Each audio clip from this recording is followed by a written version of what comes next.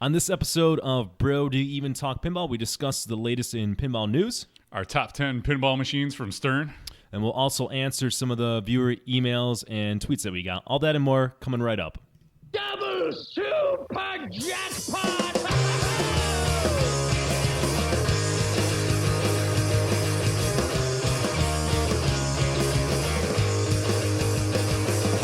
I need a ramp. I need a loop. I want targets I can hit. I need the scoop. I need a double super jackpot in my life. That's right.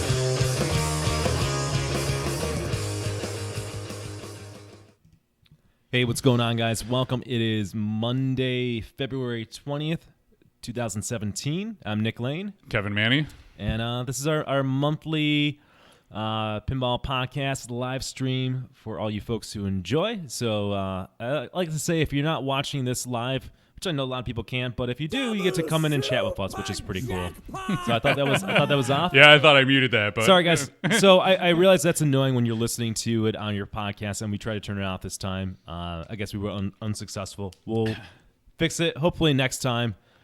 Sorry for those alerts. But if you're listening, that means somebody subbed to our channel on Twitch, and we can get into. We'll tell you how to do that later if you want to show. Which some it does support. have a purpose. It Yeah. does support us, so that's good. And I was just doing the taxes today for the quote unquote revenue we get from Twitch, and we do get good support, but we were operating at a loss just because we invest everything back into it. So Appreciate all the support. Yeah. Every little bit helps. There you go. There's a free ad right in the front. Speaking of ads, let's thank our partners right off the bat.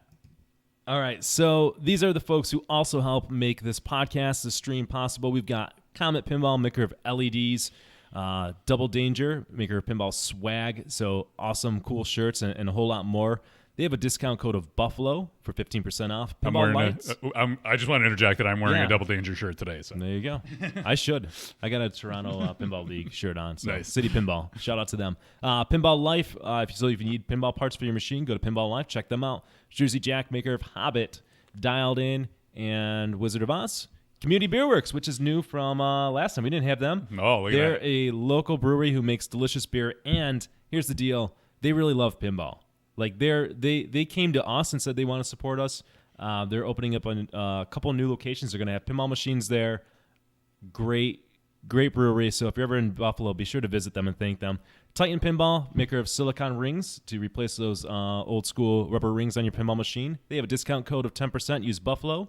Pinball Arcade, maker of virtual recreations of real machines. And then finally, Tilt Cycle, maker of upcycled pinball art. So if you want to pimp out your game room, have it look great, check out Tilt Cycle. They have a discount code of Buffalo for 20% off. There you go. Value right up front. Boom. And thank you to all the resubs we got in the chat while we were doing that. Appreciate all your support, guys. There you go. And so we did the partners there, so that didn't interfere with anything else. Beautiful. All right, Kev, why don't you kick it off with game room updates? We got a flow, we got a formula. Yeah, we Do do. it up. So game room updates. I hosted our Buffalo Pinball League for the second time this season. Despite what Jay might have remembered, we played every game that we didn't play last time.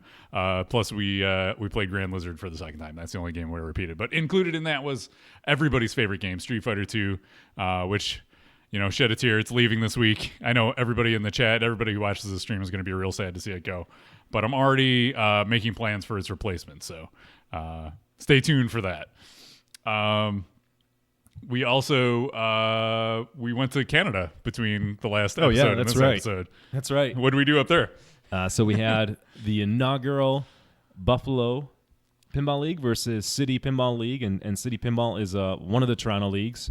And we played up at Cabin Fever, had a blast. So it was 8 of our folks versus 8 of their folks. And we also kind of balanced it out. So we had 4 of our A division folks and 4 B division. They did the same thing. So, everybody got a chance. It wasn't just the top players getting to share in the fun. It's archived on our YouTube channel. It's a lot of fun. Highly recommend it. We had commentary during the event. Kevin and I did some commentary. Kevin and I organized the stream. Kevin and I played. Spoiler alert, Buffalo Pinball did not win, but I think I said this on my Facebook page. It's the most fun I've ever had losing in pinball. So I can't ask for much more. We're definitely going to do it again. We would love to do it again. City Pinball folks are some of the nicest people in pinball. So they were great hosts as well. Yeah, those guys were awesome. I had a great time. Cabin Fever is an amazing place to play pinball if you're in the Toronto area. Definitely stop and check it out. We will be back, and hopefully we'll have them over to the USA side next year to defend their crown. Hopefully we can take it from them. So a little live stream technical. Tuna is listening. Tuna, yes, if you can mute the alerts for us, that would be fantastic. Thank you. I wrote them back in the chat, but that's okay. All right. Well, I'm a little slow. What else did we do? Oh, we got ourselves another Papa Circuit event. Oh, yeah. That's awesome. So you guys might remember that we held the inaugural Buffalo Pinball Summer Open. And it went well from our side and apparently a lot of other people because we got feedback in the voting and we placed really high in the feedback from the participants. So that means so much for me. That is one of my favorite things I've done in pinball was to just be a good host.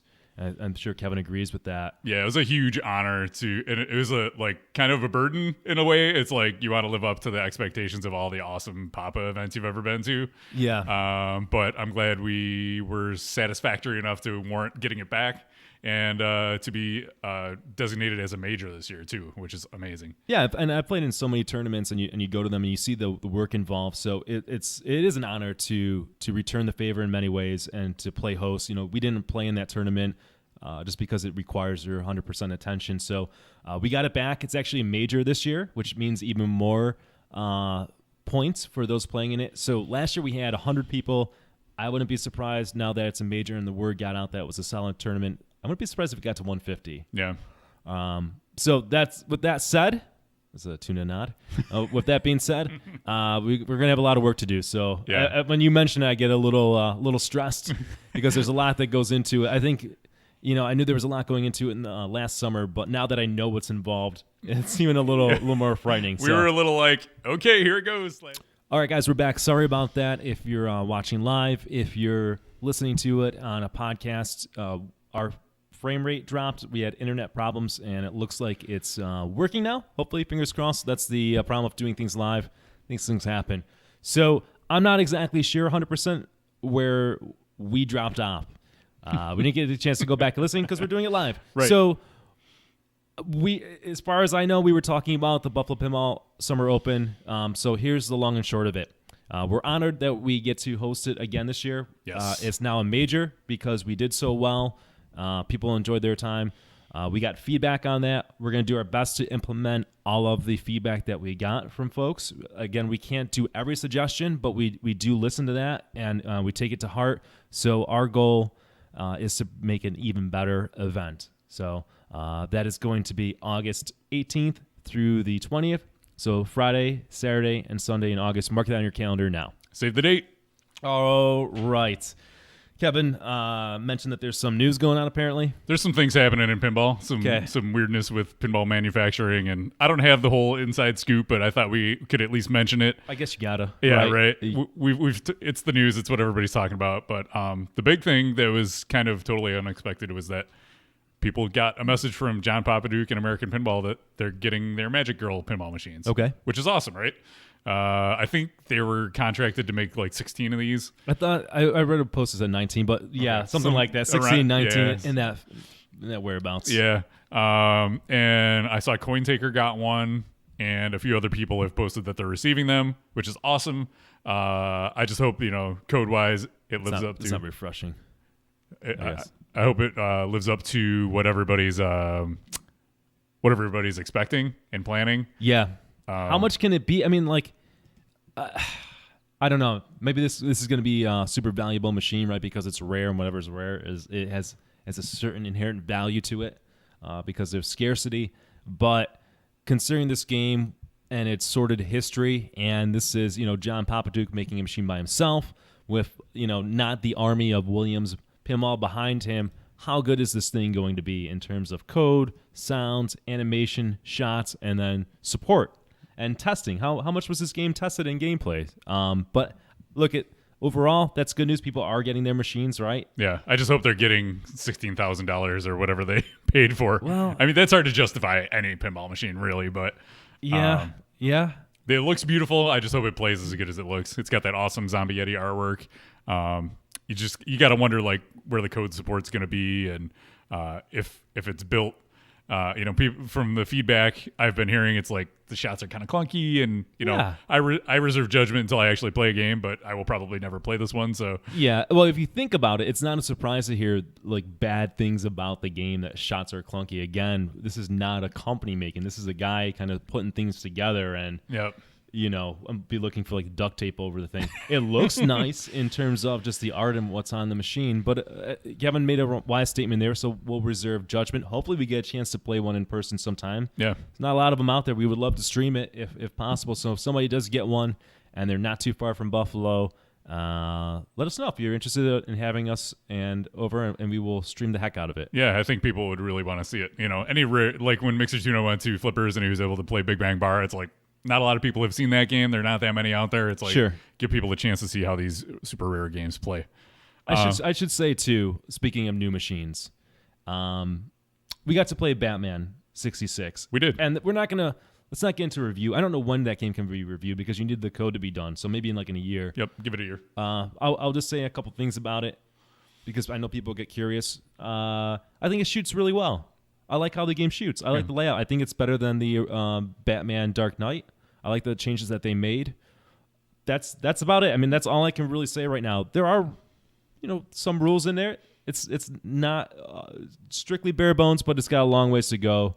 And again, reserving judgment. But Lyman's doing the rules, so provided he sticks with Stern and doesn't leave or whatever, and he does what he does best, which is just making fantastic rules that are unique to each machine that he designs, then that could be a really good game because they've at least got the shots down, and that feels good. Yep, and they got Lyman behind it, so it's we believe in Lyman, so keep it coming. The artwork is good, but it's pretty obvious. Like they got like these awesome paintings of all the characters, but it's like they kept using them. The same paintings all over the place. So it's not like it's sort of custom, but they had to like use what they had. They didn't it wasn't specifically drawn for a pinball machine. So, but it's colorful. It looks good. It fits the theme. I like the LCD screen integration. It makes sense for that game. It's got they have all this great source footage to work from. Playfield toys and stuff. It's like looking at it kind of doesn't look like a pro or a premium. I imagine a lot of the money went into that big circular. Yeah, that thing's. I worry about that thing breaking. Yeah. That thing scares the crap out of me seeing that. It's kind of cool. Like I like the concept and the idea, and I really like that spinner that George Goldman has been recycling from Tales of Arabian Nights, which is an even older school thing. Using that spinner, which is kind of on Tales. It was the lamp that spins, and it was on Avengers. It's the Tesseract. And now he's got that again on this game. Yeah, I really like that. I really like to see that return. So we'll see. Yep, cool game. Stay tuned for code updates. It's not even to 1.0 code yet, so it's got a long ways to go. So that's it for news that I had. You said Lebowski? You talk about that? Oh no, we didn't talk about Lebowski. I'm ruining the flow, man. Lebowski. So we played Lebowski at Pinball Done Quick, and I didn't really realize how fortunate we would be to have that opportunity because apparently there are a bunch of machines built that the contract manufacturer is not shipping out because they haven't been getting paid from Dutch Pinball. So that's about all I know about it. Yeah, I mean, I guess no more needs to be said. There was online a letter explaining that. And again, it's too bad. Yeah. I love the theme. The game seems like it has potential. It's way too much money in my book, and I think that hurts them. But I hope they can resolve this. There's some talented folks over at Dutch Pinball. I want to see them get more Lebowskis out into the world. Perfect theme. And I want to see them starting to make more games and different themes and kind of grow as a company. So hopefully everything gets resolved. Yep. It's all growing pains for these new companies, and it really makes you appreciate the fact that Spooky was able to get up off the ground, make pinball machines, and ship pinball machines. It's no small task, no easy task. So kudos to them. Yeah. All right. Okay. Is that all the news now? That's all the news. So this is the heart of this podcast. So last month I said to Kevin, I really want to do a top. I like the idea of top 10 list. First of all, this is one of many that I envision. And every time that I feel like we want to do one, there's so much news coming up because when you do a once-a-month podcast, that's kind of how it is. So finally I said, let's do the Stern Top 10, and Kevin immediately says, Pinball Podcast just did that. So with all due respect, Pinball Podcast, that's awesome. I didn't know this. I'm not trying to sweat your style. Yeah. So don't take this the wrong way. Take it as flattery that you guys are one step ahead of us, and you're the professionals in the world of podcasting. They just hit 100 episodes, too, so congratulations to the Pinball That's Podcast. Awesome. We've got like 20 more years to hit that at this pace. And here's what's awesome. So if you guys don't listen to Pinball Podcast, you should.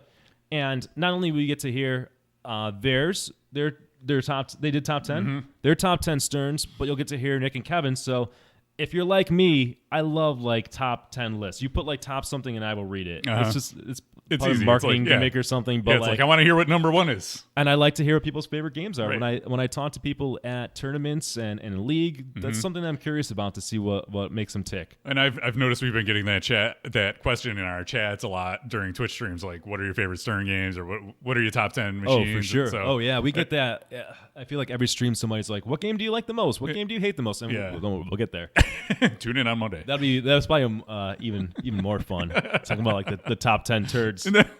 Well, we can get to that. I think they're all in our tournament coming up. Oh, there's a lot of them. Maybe there. not the top 10, but there's going to be a significant amount. So we don't know each other's top 10. Yeah, we that's kept it a that's the secret thing. from each Kept it other. a secret so we can react genuinely.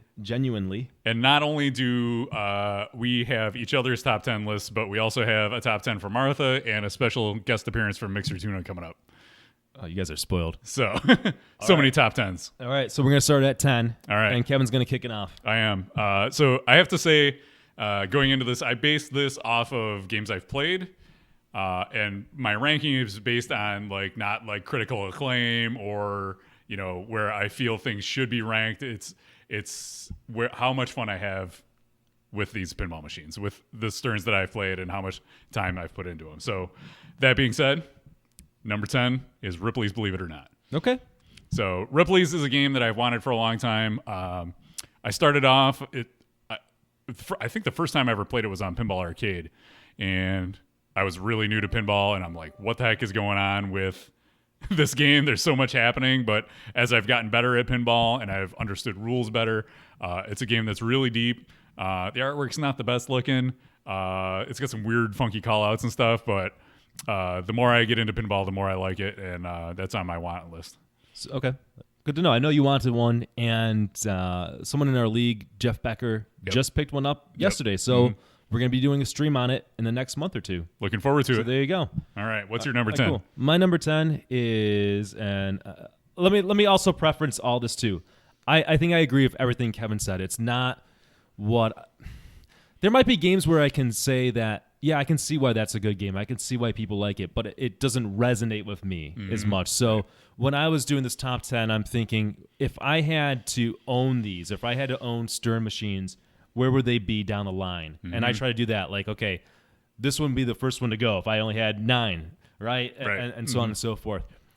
So my number 10 Stern, believe it or not, is Big Buck Hunter. Oh, yeah. I don't know what it is about that game. I know people think I'm crazy, but it's a John Borg design. I like the design in the game. It's challenging. I think the Buck toy is really fun and really satisfying. I like the theme, not because I'm a hunter, because I like the video game, but it's sort of this, I want to say lighthearted, even though you're shooting animals, but it is. It's kind of comic, right? It has some humor in it, which there's not a lot of pinball machines with humor. Not that the humor's even hilarious, but I like the way it looks. I like the way it shoots. The rules really drag it back for me, and that's why it's not any higher. But Big Buck Hunter, and if you hate the game, and it's because you played it on location, a lot of the ones I play on location are trashed. We have one on location too. It's just that game sucks, And then you go and play mine, which is a home use only, and it shoots perfectly. And I think you'd have a different experience. So number 10, Big Buck Hunter. Yep.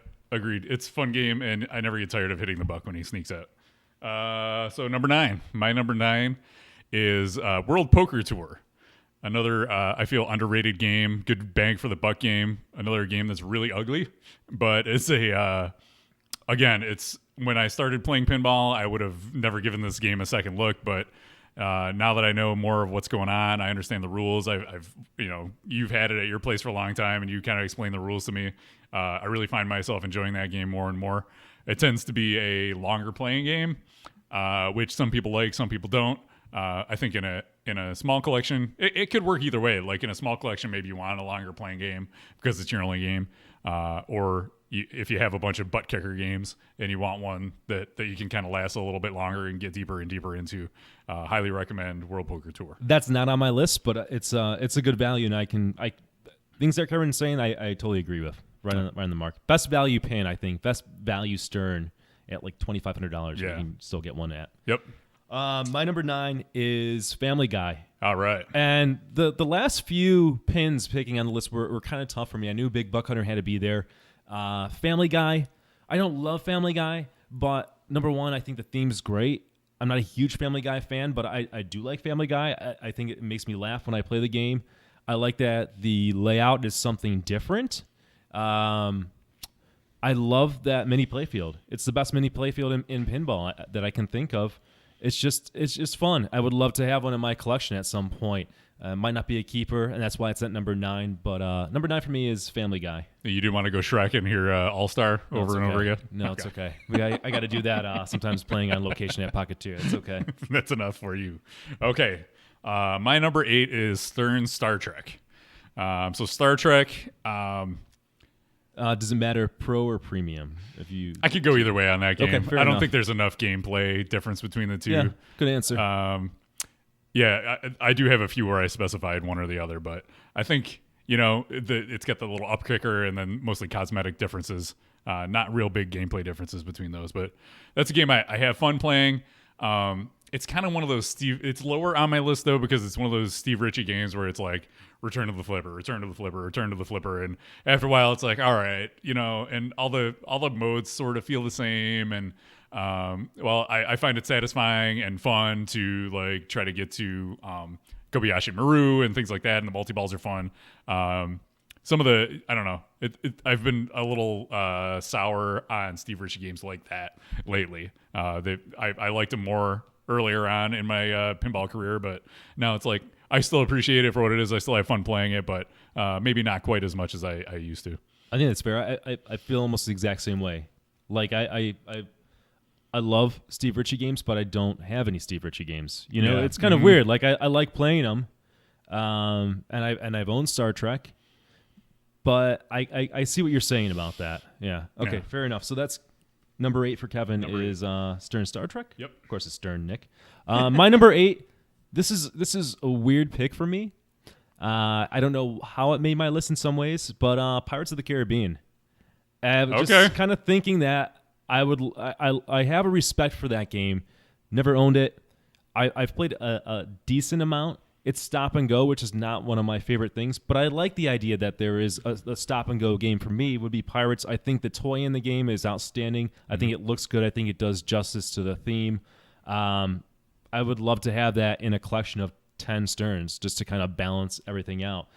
And spoiler alert, the weird thing is I had Pirates on there, and then someone brought up Spider-Man. I was like, oh my God, I don't have Spider-Man on there. So I took Pirates off, but I put it back in. So Spider-Man's not on my list, which is weird. Now, this is the kind of the caveat in the beginning where I can see why Spider-Man's a great game. All right. But I don't have it on my list because I get bored of it really easy. And maybe that would happen to Pirates in some of these other games, but number 8 for me, Pirates of the Caribbean. It was after that game you had in our selfie league when you played it for like 3 hours straight. You were like, I'm done with Spider-Man.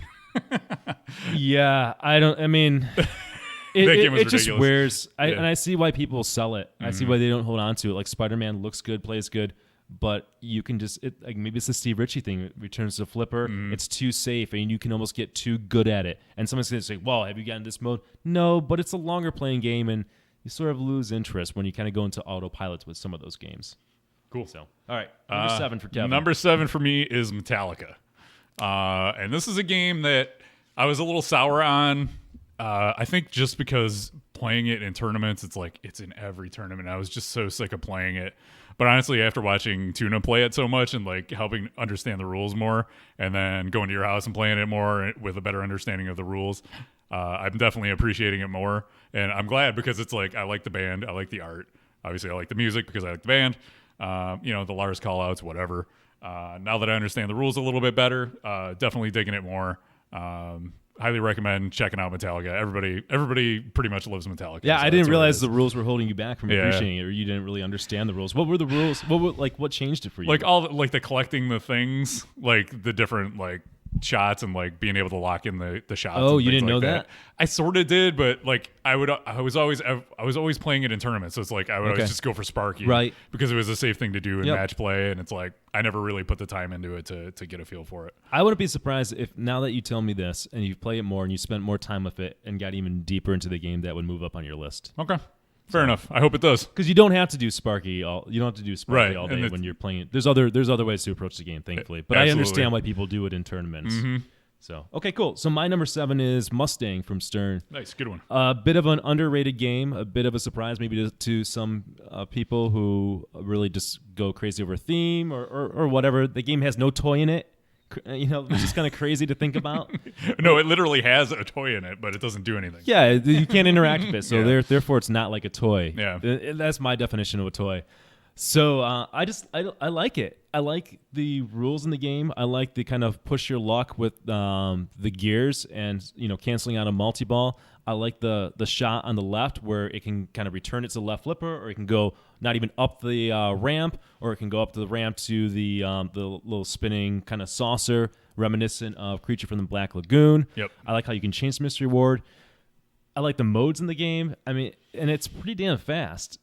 There's a lot to like about it. The theme does absolutely nothing for me. I'm not a car person, but if I was a car person, I would have picked other cars. Yeah. So Mustang, man, it's if there's something preventing you and you haven't really played the game and you're writing it off because of the theme, spend some time with it. I think you'll be surprised. So that's my number 7, Mustang Pinball. Yeah, for me, this was a game that I struggled with. I really wanted to have it on my list, and it was on my list. It's actually I have my like preliminary list over here that I wrote, and Mustang was on there, and it ended up just not making the cut. So it's on kind of my like other list, like games that probably would be in my top 10, or top 13 or so. But that's a game that's on the Stern Pinball Arcade. So if you want to learn it more, you can download that and That's play cool. that and learn the rules on that. I know Wildcat in the chat really learned how to play it that way, and he's been Cool. He's been digging it on location. Yeah. All right, so number 6. Number 6. Number 6 for me is Iron Man, and Iron Man I've started to get better at, and that's why I think I am enjoying it more. It's not higher on my list. I don't know. You got to put a game somewhere, and that's where it falls for me in my top 10. I like it because it's got that rule set where it's like you can do it all. It's all right there for you at all times. You just need to actually make it happen. So the music is great. I like the theme. I love the Marvel movies and stuff like that. So Iron Man, as we've talked about, when it came out, people are like, oh, it's a glorified EM with 2 ramps and a couple pop bumpers, but it's a fun, tough game that with that, it gives you that one more go at the start button kind of feeling. Iron Man should be on everybody's top 10 list, for the record. I'm not going to judge you where it comes on it, but if it's not on somebody's top 10 list, I think that's suspect. I think you need to spend more time with the game if you haven't, or I'd like to talk to you as to why you wrote it off or it's not on your top 10. Well, Pup Chase hates Iron Man, so and we got some other opinions in the chat room. Man. Why? Because it's mean? That's the only reason if somebody said I hate it because it's mean, then I'm like, that's why you should love it, because it's mean. It's the only, I'll get to it. I'll get to it. All right, yeah. And you can. I haven't said it yet, so you know it's on the list somewhere. The it's question coming. is where. I knew it was coming. That's one I guarantee. I know at least 2-3 of your other ones that are coming up. Well, it's kind of funny. My number 6 is Tron. Oh, there you go. Probably Kevin's favorite game. I'm guessing. That's my guess. We'll see. We'll see. So I've owned a Tron before. I've sold it. What I love about Tron is I like the movie. Looks pretty good when you deck it out with mods. It is the ultimate mod game. I like that I like the shot setup. Like I like Tommy. I like Congo and kind of the fun house. I like that layout. That works with me. The music's amazing in it. Just a great game. My problem with it, and when I sold it, is just you seem to play the game the same way every time. And that's, short plunge, scoop, and then shoot Cora, and then kind of rinse, wash, repeat. Now, I know you've got to shoot everything in the game, but maybe that's just why it's not higher. But I love Tron. if I saw Tron on location, if I'm out when I'm at Kevin's house, I'll always play Tron. Never fails. Yep. So number 6 for me was Tron. Yep. And we'll get to my opinion on Tron a little bit later. It's a little bit higher up in my list. So let's get to number 5. Number 5 for me is Sopranos, the latest addition to the Lane and Martha arcade. This is a game. I think I want to say the first time I saw it was probably at Bruce's house, and I was like, "Yeah, The Sopranos is like." I never watched the show, and I'm like, it looks kind of ugly, and there's all these old people on the backlash. I remember my son's 10, and I don't know, like a year ago or so, he's like, "It's like a game for old people," just like looking at the cabinet. It's like, well, it kind of is. It's for adults, but it's got like. You're not an adult? Yeah. All right. He's not an adult. Oh, okay. Fair enough. Shots fired. Yep. It's got like the classic George Gomez layout, right? It kind of feels like Lord of the Rings or Monster Bash, definitely. Yeah. It's got a talking fish. It's got a safe. I love the stacking the 2 multi-balls. I really like making that happen. That's really satisfying. It's got a lot of toys in it. It's got a lot going on in it. It does. And like there's so many modes and rules and a lot to get accomplished. A lot to accomplish. Another great bang for your buck game. That's starting to edge its way up, I think, Cool. though, in value, but I really like The Sopranos. I have fun playing that. Yeah, and funny, somehow, when we did the Game Room updates in this podcast, I didn't update. I don't know. I think we got distracted. I'm sure, here's the deal. I probably jumped up and said something else. But Game Room update, Martha purchased a Sopranos pinball machine. So that is now in our collection. Good for her. She's on a roll. Yeah. She's gotten 2 pinball machines. One was bought for me, which is the Harlem, which we talked about last time, and now Sopranos. So really cool. It's not on my list. I don't, and it kind of should be. Yeah. My thing is, I've had a Sopranos before. I babysat one for maybe about a year, and I think I've just played the heck out of it. And at least in factory settings, it's too easy. Yeah. I got to the real wizard mode again. Okay. Last week on stream, and I did it on the stream. So I think for me to enjoy that, I definitely have to turn the extra balls off. But Martha's not gonna let me turn the extra balls off. So it's her game. I don't think I'm really ever gonna play that game. It's kind of a shame. Or I guess I'll just plunge the extra balls, but that's kind of lame. Or just change the rule every time. Who knows? Maybe she won't even notice. Maybe that's really mean. But maybe I'll turn up extra balls and I'll enjoy it for a while. But anyways, it's not on my list. But Kevin's right. It's a great game. There's a lot to like about Sopranos. Yep. So. Super fun. All right. What's your number 5? My number 5. Again, I kind of surprised myself when I really sat down and thought about things, but Game of Thrones Premium, in particular Premium, I don't know what it is. I like that game. I don't love it, but I enjoy playing it. I seem to do well on it, and I don't like it because I do well on it. I think I do well on it because I like it. Okay. And one of the things I really like about it is, the ability to choose different houses, the ability to have different approaches to the strategy. I like that Steve Ritchie doesn't want you to hold onto the ball, even though it almost has a stop-and-go nature because you're rewarded by the multipliers. And that's another theme that I'm starting to notice that I really like, which, spoiler alert, this is what I like about my number 1, is that you can multiply shots, and you can just really set things up where you can just have this shot that's worth a ridiculous amount of points. And it's almost like gambling to me because you just get that payoff that might happen. You're chasing that. So Game of Thrones Premium, in particular the Premium, I'm okay with the upper play field. I think Pro's fine as well, but that's my number 5. Yeah, the Premium is definitely the best looking of the 3, too. And no surprise to anybody that has been listening to the podcast or watching the streams, Game of Thrones is not on my list. It just does nothing for me. I think the rules is just like too much. It's like, I don't care. Do you think Tuna can Tuna save you? Can Tuna teach you? I had him give me the tutorial at PDQ, and it still didn't. Like, I was like, okay, I got to Hand of the King, and that was okay. But I walked away from the game, and I didn't find myself wanting to go back and play it again. It was just like, eh.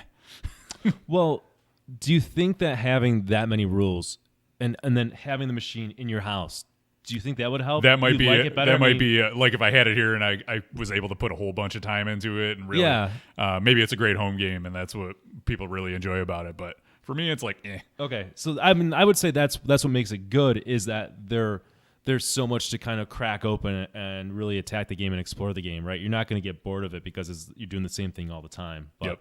I think I'd be curious. Somebody bring Kevin Game of Thrones Premium. Yep. Let him borrow it give him 3 months. All right, give him 3 months so he isn't no pressure. Yep. And then we'll come back in 3 months. We'll ask Kevin how he feels about the game. There you go. All right. I'm down for that. Anybody that wants to bring one over, give me an email. So All right. we're at number 4 now. Number 4. Moving right along. Number 4 for me is Spider-Man.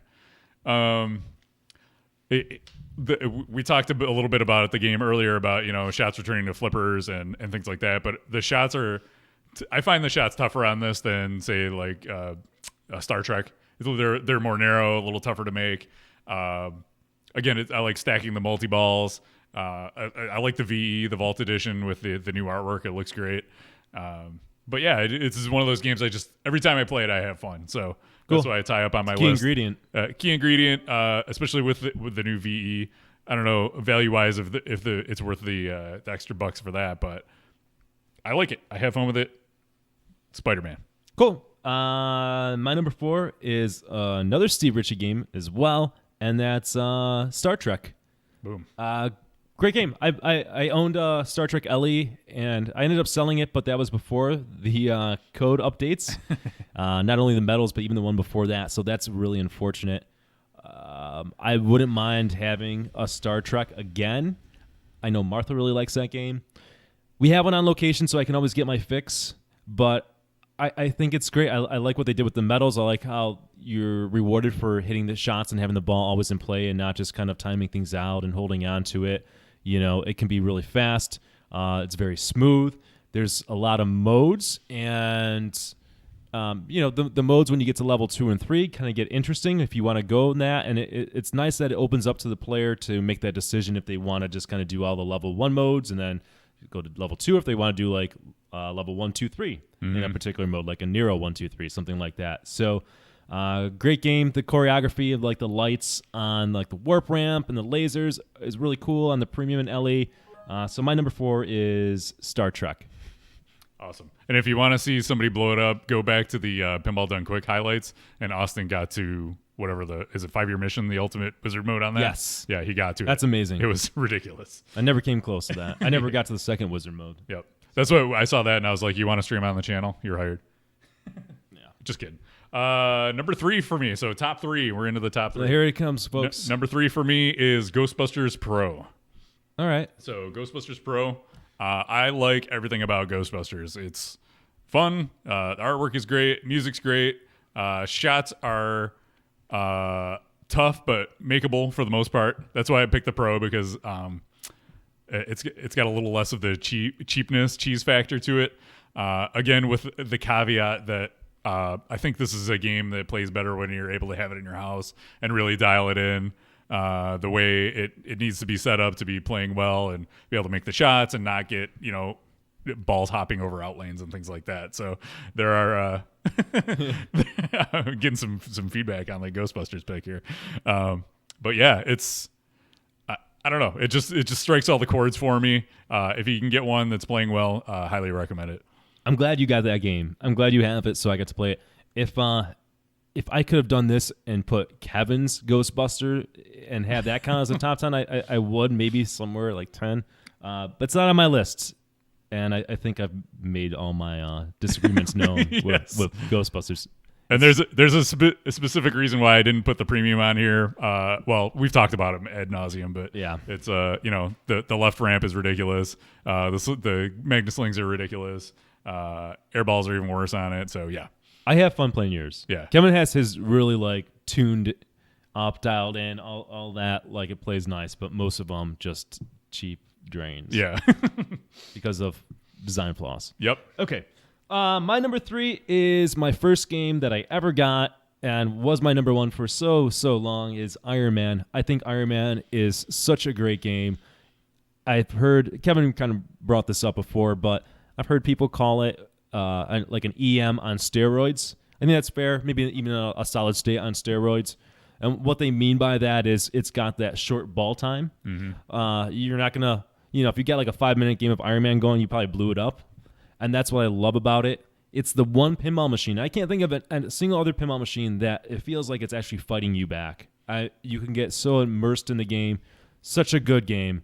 They only dropped because there've been a couple of games that has come out since then that I think are better in terms of rules that make it more interesting, kind of intellectually for me in the way I approach a game. I don't think the rules are broken on Iron Man. It is what it is. It's sort of a shallow rule set that actually just fits it perfectly. It's hard to even make some tweaks on it, but Iron Man number 3, absolutely love the game. First game I ever got. I can't ever see myself getting rid of that. Go out and play it if you haven't played or spent much time on it. Agreed. So Boomerski wants to know whose pin is Hot Tip. Hot Tip isn't made by Stern, otherwise it would be number 1 on everyone's list. Yeah. All right, top 2. Number 2 for me is Tron. Tron is, we've talked about it on the podcast, but it's a game for me that it was when I was first getting into pinball. It was the first reveal of a game that I saw. And I'm a big Tron fan, and I was stoked on the movie, and I'm like, oh man, they're making a pinball machine too. And it was, I was like, I'll probably never own one because it's a new in-box game. And, Bruce ended up selling his, and I sold a bunch of stuff and got it, and I've been modding it out ever since, and really enjoying it. I'm not quite as it's probably the same with you with Iron Man. It's like you play a game so much, and it's like, it loses that initial luster a little bit, but it's still if I can get on that game and I can get it going and put everything together and light it up, it's still a great feeling game. Not a real long playing game. The music's great. The theme really does it for me. I love all the mods that are available for it. So awesome. Tron, number 2. Cool, solid. My number 2 is Metallica. It doesn't really matter if it's pro or premium. I think Metallica is such a great game. I think the risk reward pressure lock element of the crank it up mode, which is, it's not something you get to all the time, but it's certainly achievable. It's going to happen maybe 1 out of 4, 1 out of 5 games. I think that's a fair statement. Just great. Just a great, beautiful artwork. There's multiple ways to approach it. Again, I think what really works with me is the Lyman Sheets rules of when you're in crank it up. Do you keep on playing for more points? There's so many times I've been playing that game. Do I keep on going? I'm in a groove. Do I keep on trying to build that jackpot up? Or do I just cash out? Or do I just get out of this mode as quickly as possible out of crank it up and try to get to another crank it up? And when you give the player the ability to make decisions in terms of how they approach a pinball machine, that to me is what makes a pinball machine great. I like that. I like having some kind of cerebral element to it and strategy that changes depending on whether you're playing by yourself and you still have options, or you're playing against your opponent, you step up and you say, what do I go for? Risk reward. Such a great game. Lyman Sheets, man, all the way. That's Metallica Pinball at my number 2. Awesome. So I noticed there's one game that I know we both like that hasn't been on either one of our lists. So I'm guessing we both have the same number 1. Holy shit, that's your number 1? I think, all right, go ahead, Kev. Should we both say it on 3? Yeah. 1, 2, 3. Walking Dead. Oh, wow. I knew you liked Walking Dead, and I wasn't surprised that was going to be in your top 3. I didn't realize it was going to be number 1. Mm-hmm. That's good. Why don't you give a love fest with Walking Dead? Yeah. I don't know, man. With the latest code, and I just can never get enough of going for bloodbath and trying to kill all the modes and just blow the game.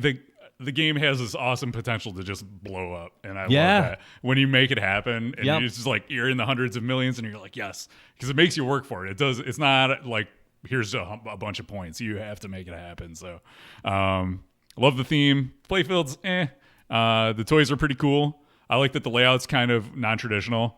It's sort of a fan layout, but it's got that big long ramp on the right and the on the well walker, or not the well walker, the bicycle girl ramp and stuff like that. So you're talking about the premium. I think it's important to say. The premium. Honestly, I like both of the games. Either way, even without the cheat button. Yeah, I can play without the cheat button. Okay. I like for the cheat button's cool, but I also like the nice smooth left ramp too on the pro. That's got doesn't have to lift up. So there are benefits to both. Okay. But yeah, I love it. Why don't you give your why is Walking Dead number 1 for you? Kevin said it, and I said it when I was talking about Game of Thrones. I really like this rule that Lyman has put in there that you can have a multiplier and you can really build it up, so you can get 2x, 3x, 4x. you can just really, if you set things up right, you can really blow it up. And it's not just the multiplier. I mean, that's a simple trick that you can put in a game. It's, bloodbath and stacking it and the multiplier or starting this mode. And again, just another game where you play it and you have a lot of choice as a player. There's a lot of times, even though I've played the heck out of that game, I've had it for a year where I'm like, what do I do now? Or let's try this strategy, or let's try that, and surprising myself that, this works as well, or watching another player approach the game, and they do it completely different, but they might have just as good as a result. So it's got a lot of longevity in my collection just because of the rule set that Lyman put in the game. And again, it's John Borg design, so a lot of shots are coming back at you. It's a difficult game, very difficult, very draining on the left and right, a lot of side-to-side action. It can be really frustrating, but the beauty of that is like, okay, I got it this time. One more game. I'm going to hit that X multiplier. I'm just going to hit a shot that's going to be worth like 100 million. Or how satisfying is it when you hit that shot and you didn't even realize you had the multiplier built up. You set up all the multi-balls and you're like, look at that shot was worth 100 million. Something crazy like that. It's super satisfying. It's a great game. And both are our number ones. Boom. Which I didn't realize was Stern Walking Dead. There you go. Code makes a huge difference in a game. Code makes a huge difference. Definitely. So we got a couple other top 10s. You want to give the rundown of Martha's top 10? I can, and then we'll do tunas, right? Yep. Mm-hmm. I got to pull it up on my phone. I thought we were going to do tunas first. Uno momento. Let's see. We got to make the people wait for All tuna. right, so Martha put together her top 10 list. Starting at number 10, AC/DC, which was on neither one of our lists. Neither one of our games. Again, it's one of those games where I can say, it's a good game. I owned one, but I got really bored of it playing it as a single-player game. Now, if we were doing the top 10 competition games or games that are really good in competition, AC/DC would definitely be up there. It might even be number one, which is crazy because it gives the player, again, a lot of options in terms of scoring by selecting songs, but playing it as a single player by myself, it just wasn't that interesting of a game. Right. Yeah. That's if we were making lists of like critically acclaimed games or like most balanced games or things like that, that would definitely be on there. Yeah. All right. So number 9 from Martha is X-Men. Yeah, that was in my little spillover list. I really like X-Men, but I forgot about X-Men when I'm putting together. But yeah, I mean that's John Borg. I like the layout. It's funny. I said before I think I like it better than Tron. Yeah, it didn't make my list. So what does that tell you? You forgot about it. Simpsons, number 8 for Martha. Oh, I'm sorry. Number 8 for Martha is Big Buck Hunter. Well done. Okay, so number 7 is Simpsons.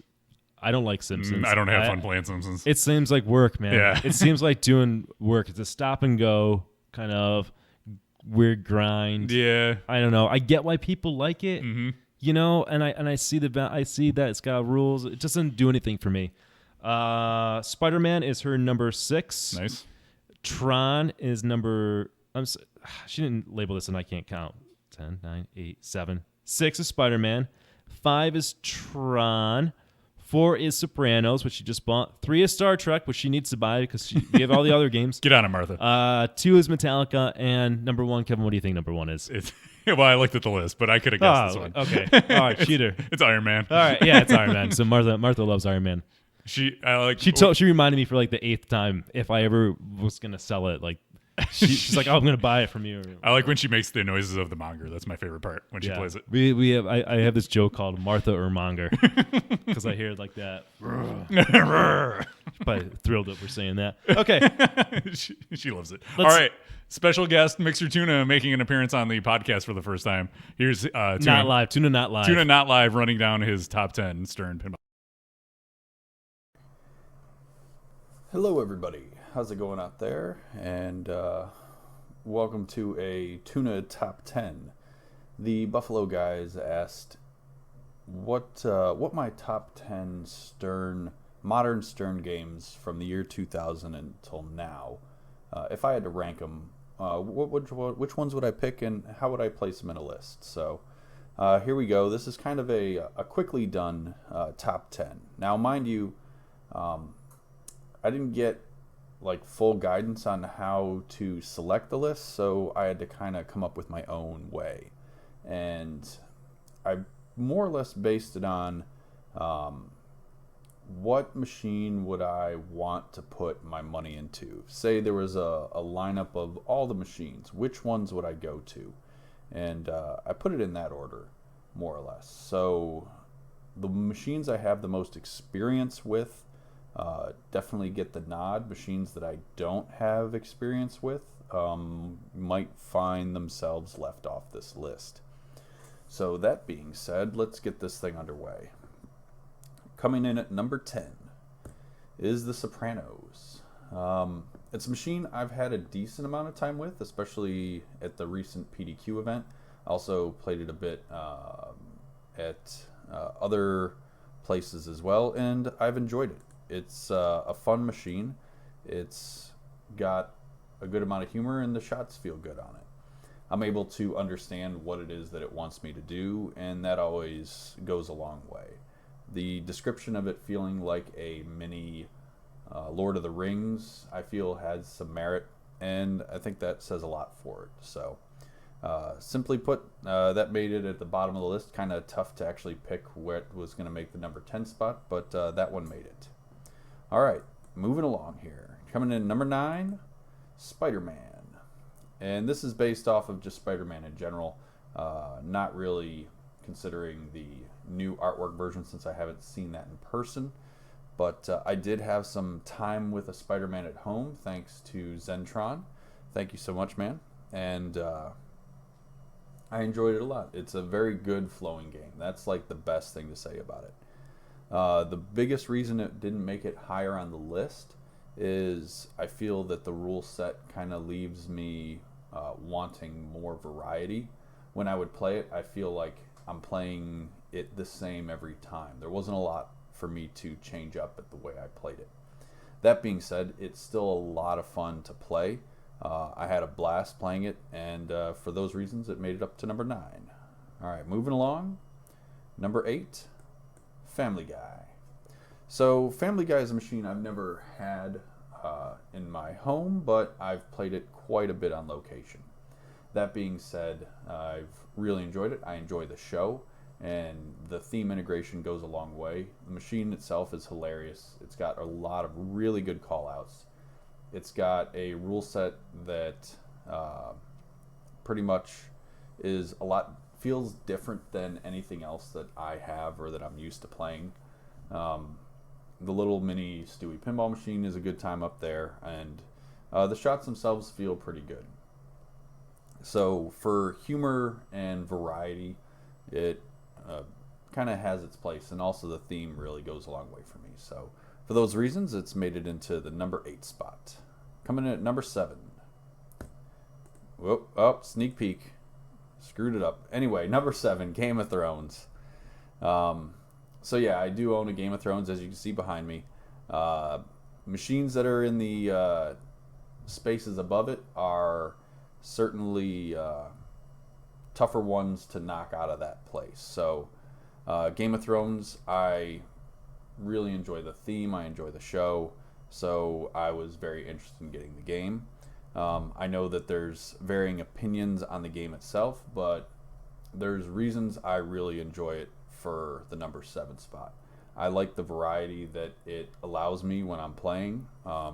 Although some would say it's got a very intense rule set, I tend to find it to be a bit simplified once you understand and you have a good grasp of it.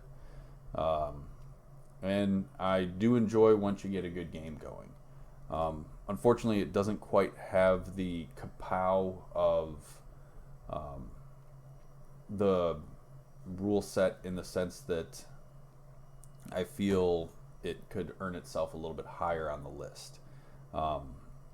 But technically, there's still time for that game to get more code updates and whatnot, although I honestly don't know if that would happen. So as of right now, Game of Thrones gets the number 7 spot on my list. And if you noticed earlier, number 6, Lord of the Rings. So Lord of the Rings is pretty much a deep classic game. I've played it quite a bit, never owned one, but have played it a lot either on location or at friends' places. And I'm sure you know as well as I do that it's a fantastic game. Some people can criticize it for being a long-playing game, and it can be, but a lot of games can be if you're doing well. So in the variety that it offers, it's kind of a very earlier Stern to have had the type of rule set and success that it did. And theme integration's fantastic. Sounds are fantastic. Shots feel really good. And just progression as a whole is very good. You've got some very long, deep goals to be able to achieve on it, which kind of keeps you going for that type of machine. Wouldn't mind owning one someday, but haven't crossed that bridge just yet. So, Lord of the Rings comes in at number 6. Number 5, Simpsons Pinball Party. So, Simpsons Pinball Party I do own, and that goes a long way for it. The theme for me is fantastic, and the theme integration's fantastic. It's another great example of an earlier Stern, 2003, and it manages to have a really deep rule set as well as a machine that feels different than a lot of the other machines that I have. I love the idea of having a machine that's a large variety from the other ones. It doesn't feel like I'm playing, a different game when I'm playing Simpsons. It feels like I'm playing Simpsons. Callouts are amazing. The amount of things to be able to do are amazing. I can walk up to it and just say, hey, I want to try to accomplish this, or I want to try to accomplish that. And you can kind of set yourself different goals so you can play the machine differently, and it makes it kind of a long-lasting game for me. Once again, like Lord of the Rings, it can be criticized for being a long-playing game. It can be. But if you really play a Simpsons that's dialed in properly and is in good shape, you can have a much different experience than playing one otherwise. Early on, I really didn't care for The Simpsons, even though I wanted to when I first played it because of the theme. But it wasn't until I had one in my home and I had an understanding of the rules that I could finally appreciate what the game has to offer. All right, coming in at number 4, Stern Star Trek. So this is one that's got potential to move up higher on the list, but probably not until I have more time with it. I have one on order, and I'll be getting one in the near future, which kind of says a lot for the game. It's a great feeling shots game, and to me it seems like what Spider-Man could have been as far as rules goes. It's a very similar layout to Spider-Man, but it's got the types of rules and variety that I think makes it such a better game. Fantastic light show, great shot layout. The shots feel very good, very flow game, very Steve Ritchie in that sense. But just how they integrated the kind of 6 modes with 3 levels deep, offering you basically 18 different types of modes to play that actually play and feel different from each other, mixing in the order of which you do it to mean something and offer you different prizes to get with a good variety of ways to strategize. For those reasons, it's that high on the list. All right, so here we go, top 3. Number 3, Walking Dead. I'm sure it's not a surprise that it's high on this list. I've got one maybe a little bit maybe 16 months ago or something like that, and I'm still enjoying it a whole lot. Actually, it was probably like 13 months, but still enjoyed it a whole lot. It got a lot of hype once the rules got fleshed out on it, and I can certainly see why. It's got probably my favorite mode of all of pinball, which is getting to horde mode. Extremely satisfying to do and very satisfying to play. There's still a little bit of room to make some small tweaks and improvements on it, and I believe that there's a chance that that might still happen. But if it doesn't, that's a-okay. As far as tweaks that I mean, it's like for horde mode, I'd love to see there being a end game to it, if you will. Otherwise, if you want to get out of it, you pretty much just have to hold the ball till you get bit or just die.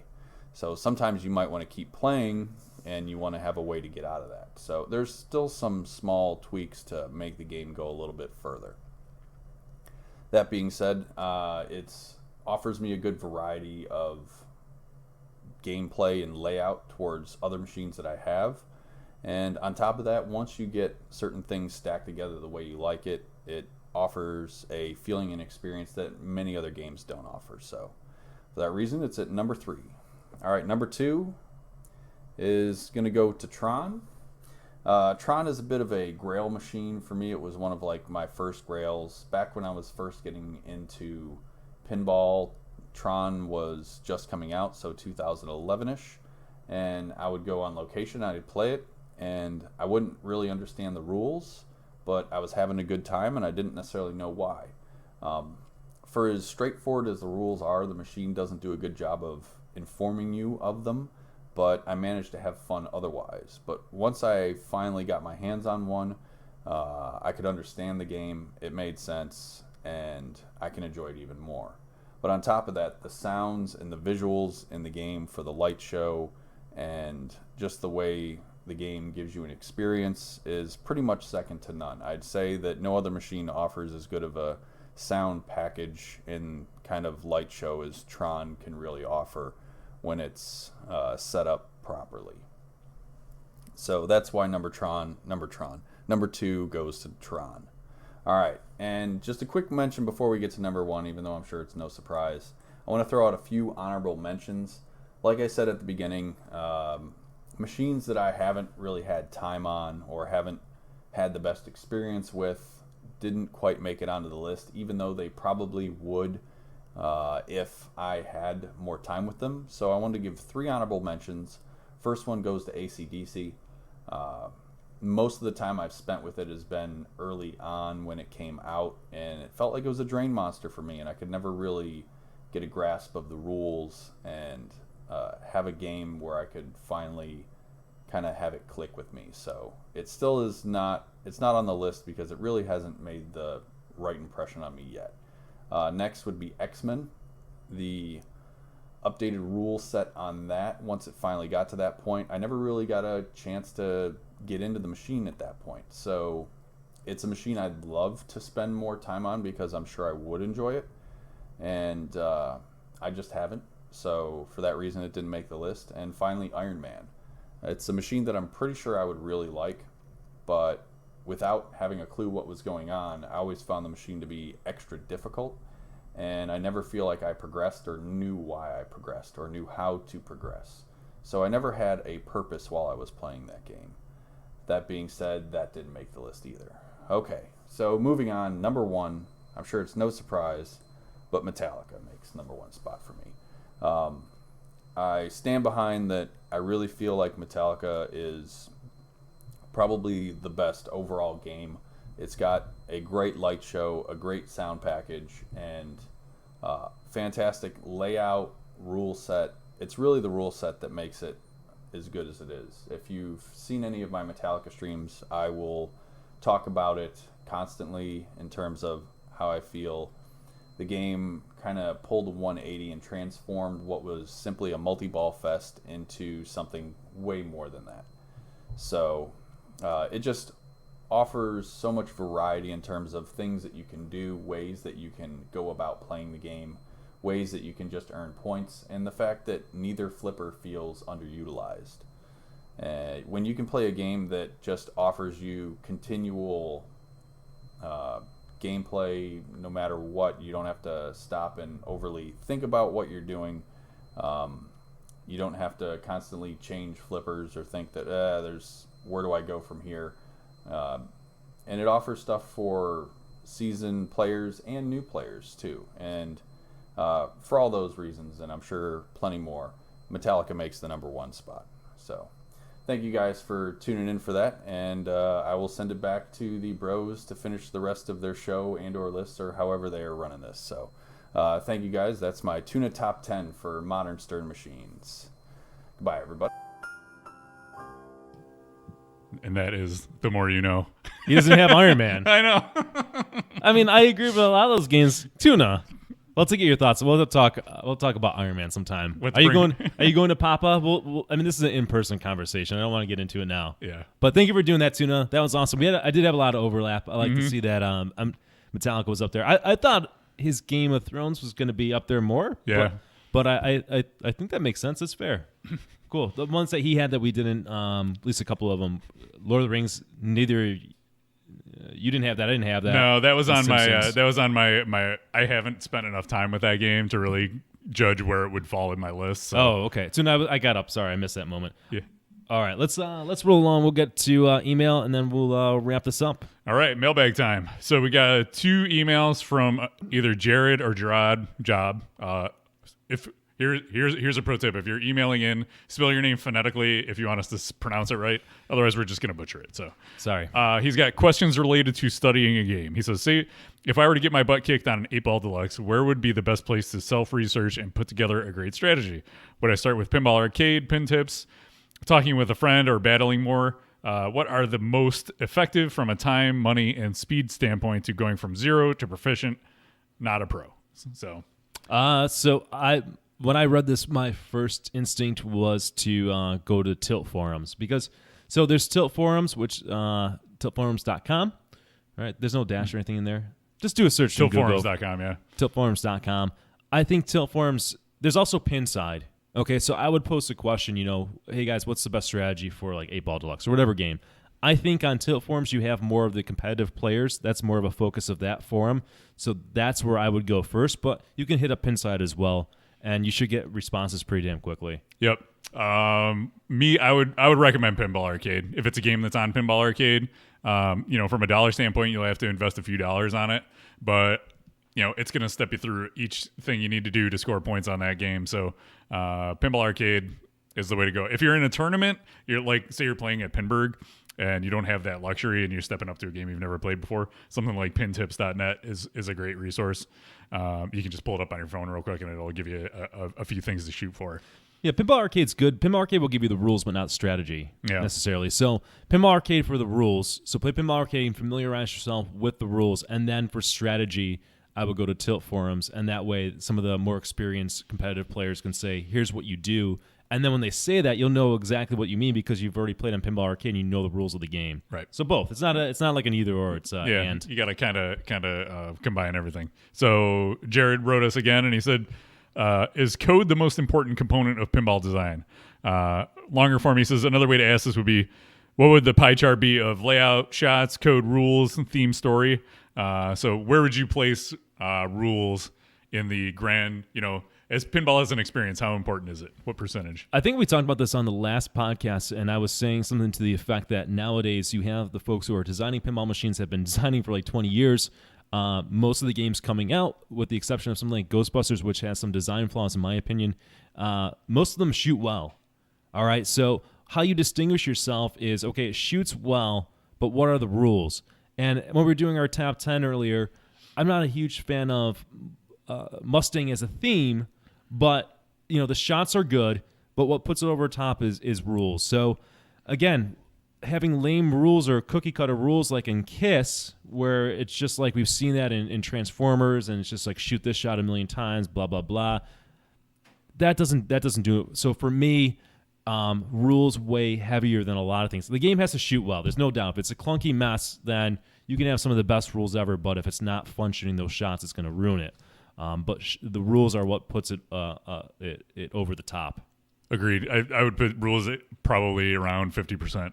Rules, and then the geometry of the game, and then theme, story, lower on the list. I had no interest in Johnny Mnemonic, but it was a fun game. The shots were good. The rules were pretty good, not great. But so theme to me isn't as important as a good playing, shooting, and rules-based game. All right, so that's it for the emails. We got a bunch of tweets. First one up is from at Western New York Casino Events, WNY Casino Events. You can check them out. Local guy. So best 3 flipper games without an upper playfield. 3+ flipper games. Would you? So that's question 1. You got 2 questions in here. So what's your best 3+ flipper game? So without overthinking this, the first thing that came to mind is Star Trek. Okay. So that was the highest on my list. So I'm just going to go with that for now. I'll think of another one as you have an answer. I got 2 behind me, Tron and Addams Family. Both really good. Pat Lawler, if you like Pat Lawler games, he almost always has a 3rd flipper for the jackpot shot up at the top. So I like the Congo shot. Yeah. I like that third flipper up top. It's a very satisfying hitting shot. it really quick. It just feels like butter hitting that, and it's so quick. Yep. I was really enjoying that when we were playing that at league night. So that's another one. So those are my 2 quick ones. Yep, agreed. Good pick. So he also says, would you ever buy a pin with an unorthodox layout like Spy Hunter? And as a matter of fact, I used to own a Spy Hunter, and I didn't for very long because it was not a very fun game. And I don't totally blame it on the playfield, but the goofy playfield didn't help. It had, I don't know, it's got like the weird like Plinko kind of area in the upper left and the pop bumper down in the bottom. But I do tend to like machines that have, slightly different playfields. I like The Walking Dead because it's a little bit different. I like when designers take chances and risks with machines. Steve Ritchie, I think, for all of the flow that go in his games, I think he kind of plays it safe a little bit when it comes to playfield layout.